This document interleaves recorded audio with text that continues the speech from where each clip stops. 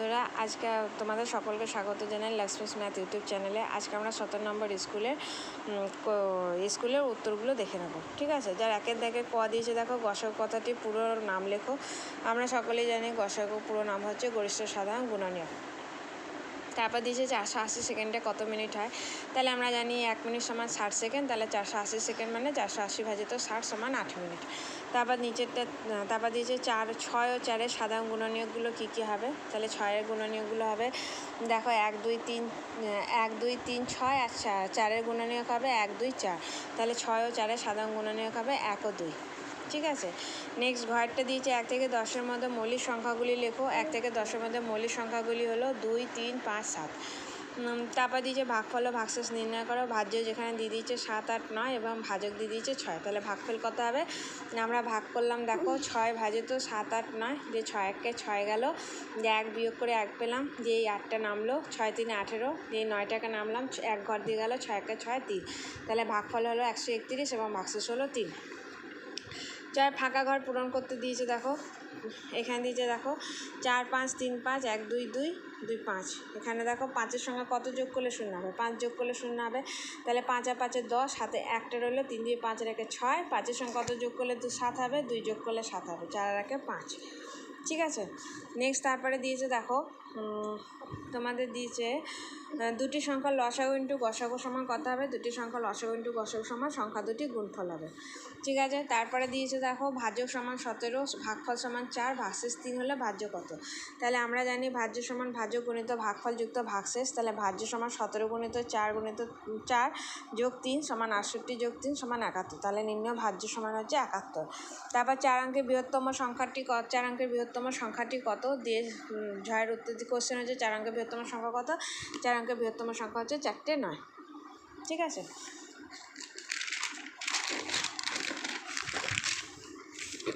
2 নম্বরে দিয়েছে দেখো, নিচে প্রশ্নগুলি উত্তর দাও।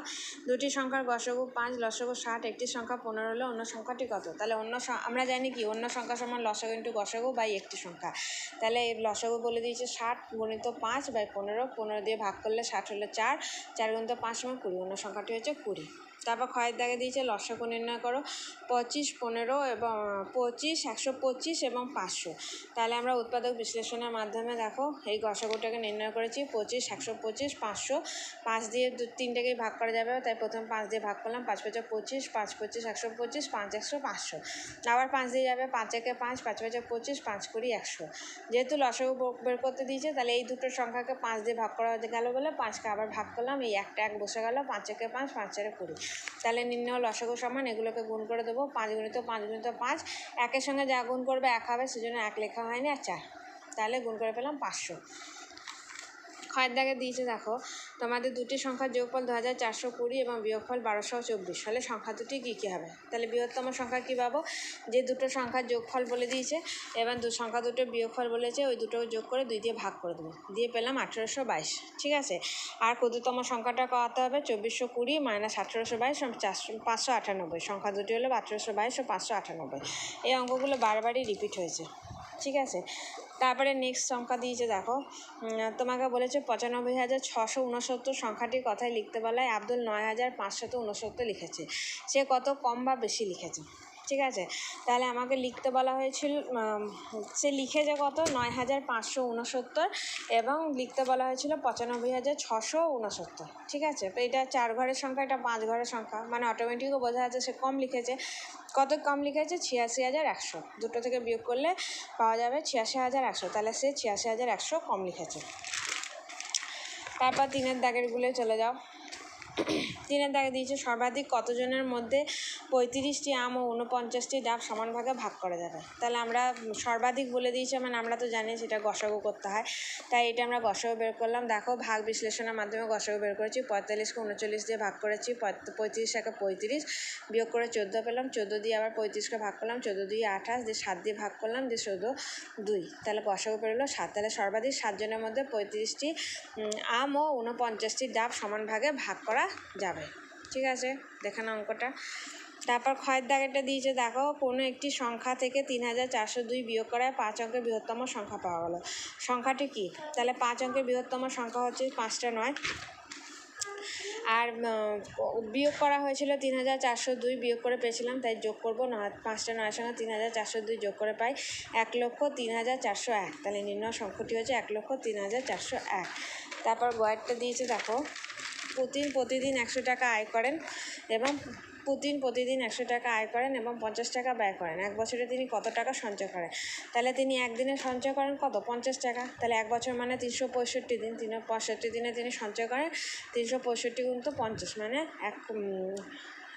18,250 টাকা।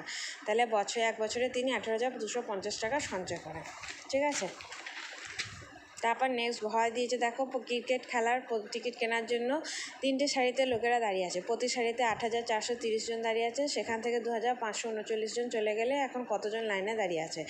তাহলে একটা সারিতে 4,830 জন দাঁড়িয়ে রয়েছে। তাহলে 3টে সারিতে দাঁড়িয়ে রয়েছে 4,830 × 3 সমান হচ্ছে 14,490 জন। তাহলে এখান থেকে চলে গেল 2,539 জন। তাহলে এখন লাইনে দাঁড়িয়ে আছে 14,490 বিয়োগ 2,539 সমান হচ্ছে 11,991 জন। তাহলে এখন 11,991 জন লাইনে দাঁড়িয়ে আছে।